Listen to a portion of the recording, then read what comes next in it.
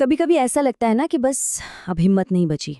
गोपालदास नीरज की कमाल की कविता है जो बिल्कुल इसी फीलिंग को, इसी एहसास को चैलेंज करती है। ये कविता सिखाती है कि असल में कभी हार न मानने का मतलब क्या होता है। तो चलिए आज इसके गहरे मतलब को समझते हैं। जिंदगी में ये सवाल तो हर किसी के सामने आता ही है ना? कि जब चारों तरफ से मुश्किलें घेर लें, जब सारे रास्ते बंद लगने लगें, तब आखिर किया क्या जाए? ये एक ऐसा सवाल है जिसका जवाब हम सब तलाशते रहते हैं। और पता है मजे की बात क्या है? नीरज जी की ये कविता इसका एक बहुत ही खूबसूरत जवाब देती है। और वो जवाब छिपा है बस इस एक लाइन में। खग उड़ते रहना जीवन भर। सुनिए, ये सिर्फ एक लाइन नहीं है, ये तो अपने आप में एक पूरी फिलॉसफी है, एक जीवन दर्शन है। और यही वो मूल मंत्र है जिसे आज हम परत दर परत खोलने वाले हैं। तो चलिए शुरू करते हैं पहले हिस्से से। एक अंतहीन उड़ान। समझते हैं कि इसका मतलब क्या है। देखिए, इस कविता में खग का मतलब सिर्फ कोई चिड़िया या पक्षी नहीं है। यहाँ खग असल में हम हैं, हमारी आत्मा, जो जिंदगी के एक लंबे सफर पर निकली है। जैसे एक पक्षी आसमान में उड़ता है, बिल्कुल वैसे ही हमारी आत्मा भी उम्मीदों और सपनों के पंख लगाकर उड़ रही है। कितना कितना खूबसूरत नजरिया है ना जिंदगी को देखने का। लेकिन कोई भी उड़ान आसान कहाँ होती है। हर सफर में अपनी मुश्किलें तो आती ही हैं। तो अब आते हैं दूसरे हिस्से पर, राह और रुकावटें। कवि हमें बताते हैं कि रास्ते में कौन कौन सी चुनौतियां आएंगी ही आएंगी। तो ये मुश्किलें हैं कैसी? नीरज जी कहते हैं, कभी ऐसा लगेगा कि मानो रास्ता ही भटक गए हों। कभी लगेगा कि पंखों में अब वो जान, वो रफ्तार बची ही नहीं है। कभी कभी भयानक तूफान का सामना होगा, तो कभी थकान इस कदर हावी हो जाएगी कि एक कदम चलना भी मुश्किल लगेगा। मन में विनाश का, सब कुछ खत्म हो जाने का डर बैठ जाएगा।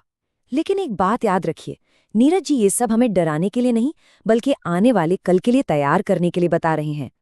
पर इन्हीं डरावनी सच्चाइयों के बीच कवि एक उम्मीद की किरण भी दिखाते हैं। वो सीधे सीधे कहते हैं, मत डर प्रलय झमकोर से तू, बड़ आशा हलकोर से तू। मतलब इन विनाशकारी तूफानों से डरो मत, बल्कि अपनी उम्मीद, अपनी आशा की लहर पर सवार होकर आगे बढ़ते चलो।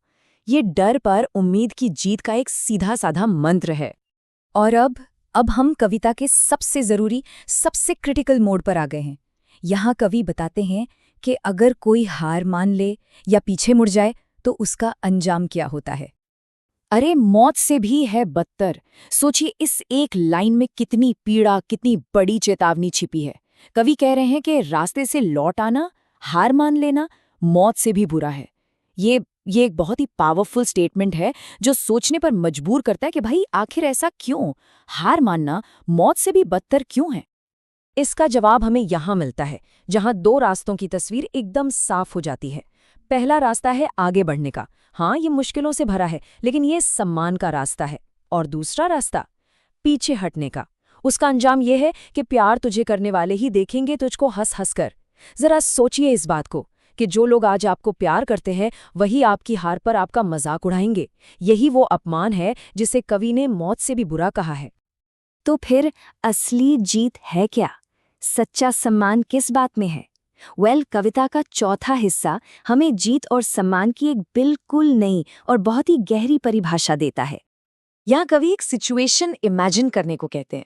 वो कहते हैं कि मान लीजिए कोई इंसान चलते चलते अपनी मंजिल का रास्ता तय करते करते ही मिट गया, मतलब उसकी मौत हो गई। तो फिर क्या होगा? और यहीं पर इस कविता का संदेश अपनी सबसे ऊंची उड़ान भरता है। नीरज जी कहते हैं कि अगर उस रास्ते पर चलते हुए किसी की जान भी चली जाए तो दुनिया उस इंसान की खाक, मतलब उसकी राख को भी बड़े सम्मान से अपने माथे पर लगाएगी। इसका मतलब क्या हुआ? मतलब ये कि असली सम्मान मंजिल तक पहुंचने में नहीं है, बल्कि उस मंजिल के लिए किए गए अटूट संघर्ष में है। सफर का सम्मान मंजिल से भी कहीं कहीं ज्यादा बड़ा है। तो आखिर में आइए जरा उस महान कवि को भी याद करें जिन्होंने हमें ये शानदार संदेश दिया, और उनके मैसेज के सार को एक बार फिर से दोहराते हैं। गोपालदास नीरज जी, 1926 में इनका जन्म हुआ था। उन्हें प्रेम और सौंदर्य का एक बेजोड़ गायक माना जाता है, और वो अपने दौर के सबसे पॉपुलर कवियों में से एक थे। जानते हैं उनकी सबसे बड़ी खासियत क्या थी? उनकी बेहद सरल और दिल को छू लेने वाली भाषा। इसी भाषा के दम पर उन्होंने हिंदी कविता को एक नई दिशा दी और उसे आम लोगों के दिलों तक पहुंचाया। तो इस पूरी बातचीत का, इस पूरी कविता का निचोड़ क्या है? संदेश बिल्कुल साफ है। सच्चा सम्मान जीत हासिल करने में नहीं है, बल्कि अपने संघर्ष के प्रति जो आपकी अटूट कमिटमेंट है उसमें है। बस चलते रहना, उड़ते रहना, असल में यही असली जीत है। और आखिर में ये कविता हमें एक बहुत बड़े सवाल के साथ छोड़ जाती है। तो क्या सच में मंजिल से ज्यादा जरूरी सफर है? क्या जिंदगी के असली मायने उस मंजिल में है या फिर उस रोज रोज के संघर्ष में जो हम करते हैं? इस पर सोचिएगा जरूर।